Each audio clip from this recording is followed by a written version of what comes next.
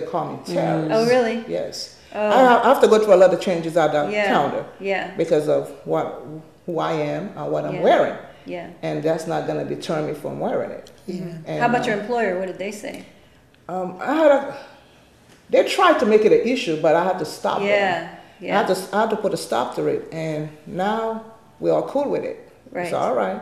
So, and my uniform matches what I wear. Right. My colors are always matching what I have. Yeah. And everybody, everybody that comes in love what I got on. That's right. And they always want to know where I get it from, and right. you know how beautiful it looks. But I got some negative and I got positive, and a lot of young people like it because of the color and how it looks so nice on me. So that's something good. And when the young people come in and ask you why you wear it and why you doing, you know, why, and you have to explain to them. So that's positive, right? You know, towards it. And I just wanted to add this. You know, it's really interesting that I think for me, because I've always worked in addiction services and methadone clinics and with homeless and the prison system, I get encountered with some really tough folks. Yeah. And I think it's really interesting. And I always want to say things for them to think about. And I would always say to them, I said, you know, it's really interesting because even when Hollywood made movies of Moses or Christianity, the women were always covered. Right. And I said, so who changed this? Yeah, I said the women have always been covered. And I grew up as a foster child. I grew up in so many foster homes, and I remember going to church, and you would never go to church without something on your head, ever. You would never go to church with pants on. It was unacceptable. Right. You know, a short skirt was absolutely, it had to be below your knees. So I always say to folks, who changed it? You know, and then I had to take it a little step further, because then they'd be so frustrated at this point. But I would always say to them also is that, you know, at the turn of the century, all women wore long dresses. And then the only women who didn't wear long dresses were ballroom women. So who really changed it? Because if you think 1800s, the dresses were always long. Right. Yeah, they were. And they always wore long sleeves. But as a nurse, it's interesting that medical doctors tell men and women today and children in the summertime, wear long sleeves, wear long pants because of the sun, because of the ray of the sun. They always say, wear a hat, you know, put sunscreen lotion on your skin. So it's really interesting. Yeah. You don't see people in the desert walking around in bikinis. Absolutely. They're covered up. Absolutely. So it's really interesting. And I think sometimes what we just need to do is we need to just say things that just will allow for folks to think, just to think about it, so it's good. And I think once they think about it, they're like, oh, okay, you know, and so I think that's really good. So a lot of people who are watching this may be Christian or have Christian families. I probably have some people who are Jewish or all kinds of religions, but I think you both, at least to some extent, were Christian before you were Muslim. So we're going to switch gears a little bit here and talk about what it was that you found in Islam that you did not find in whatever was the religion of your family. That's a good one. I mean, for instance, my family is a Christian family, but I never believed in the Trinity. From the time I was, you know, aware, I was like, wait a minute, that doesn't make sense.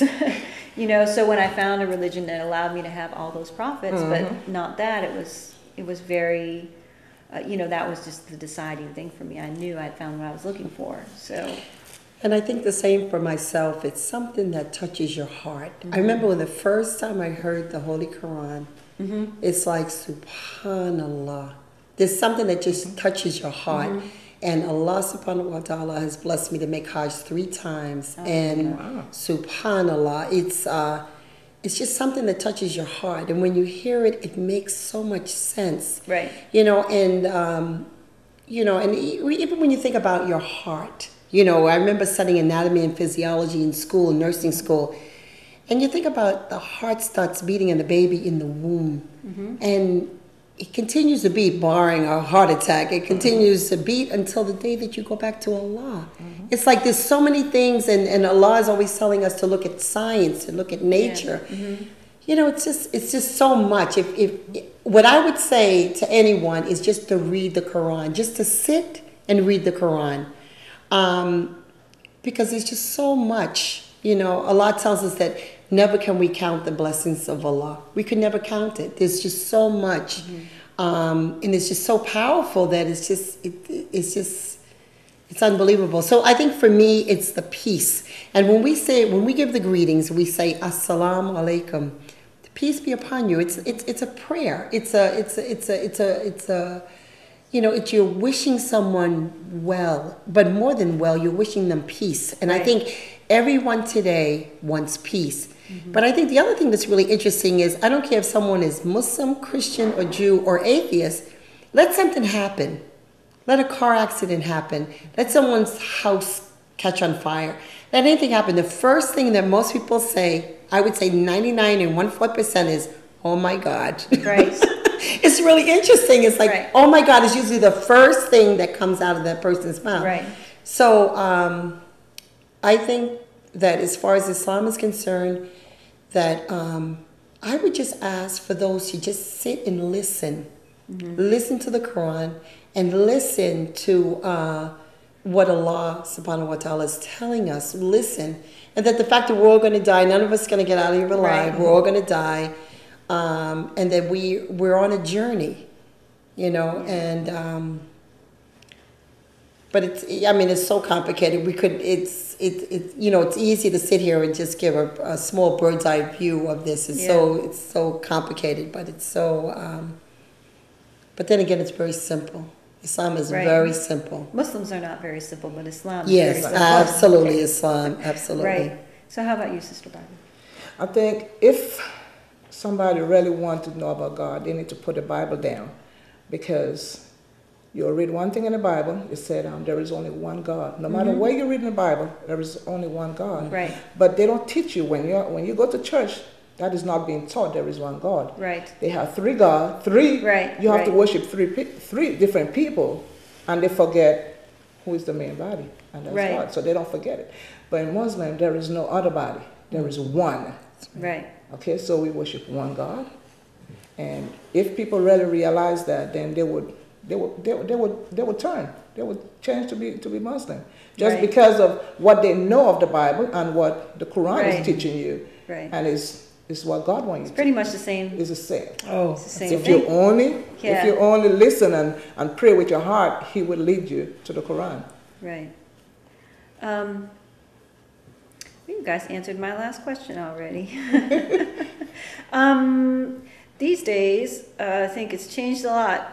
Actually, we were talking about that earlier. Over the last, probably about the last 20 years, being Muslim in America has changed a lot. It's improved a lot, I think, in terms of people just knowing what you're doing. I think they're more knowledgeable. They're more knowledgeable. They're more knowledgeable. But we have to answer a lot of questions. There are a lot of things that happen in the name, people do in the name of Islam that are pretty evil. Yes. And people ask about it a lot. So I think we know what we're talking about, what kind of things we're talking about. 9/11, et cetera, et cetera, et cetera. Some of the people are really sick out there, and they call themselves Muslim. That's right. So what do you tell people when they ask you about that? I said, the Quran said God don't believe in killing. That's the first thing. So if somebody who's doing all this killing, they're not following the word of God.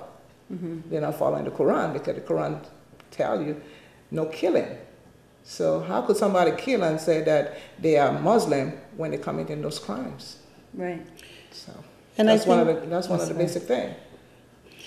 And I think one of the things that, because I would get tough questions with the clientele. I had to definitely be on it, I'm telling you. But this is one of the things. I remember when September 11th, I remember the day of September 11th. I remember I was at work, and my children, they called me, and they were like so afraid. They said, "Oh, Mommy, you have to take your hijab off. Mommy, this terrible thing happened today." And they were in high school then, and they were petrified.